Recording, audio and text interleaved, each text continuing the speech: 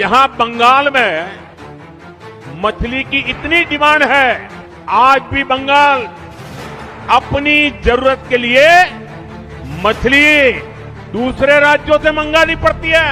TMC आपको मछली तक नहीं दे पाई है, वो भी बाहर से लानी पड़ रही है। মোদি জি, আপনি কি আপনার আইটি সেলকে শুধু হোয়াটসঅ্যাপ ইউনিভার্সিটি চালাতে দিয়েছেন? না না, একটু ডেটা ঘাঁটতে বলুন। ভারত সরকারের নিজস্ব রিপোর্ট বলছে পশ্চিমবঙ্গ মাছ উৎপাদনের দিক দিয়ে ভারতের দ্বিতীয় স্থানে রয়েছে। এখানে বছরে প্রায় 18 থেকে 20 লক্ষ টন মাছ উৎপাদন হয়। আমরা যা খাই তার থেকে বেশি বাইরে পাচার করা হয়। আপনি আপনার লালকেল্লাতে বসে যে মাছটা খান না, সেটা হয়তো পশ্চিমবঙ্গেরই রুই কাতলা।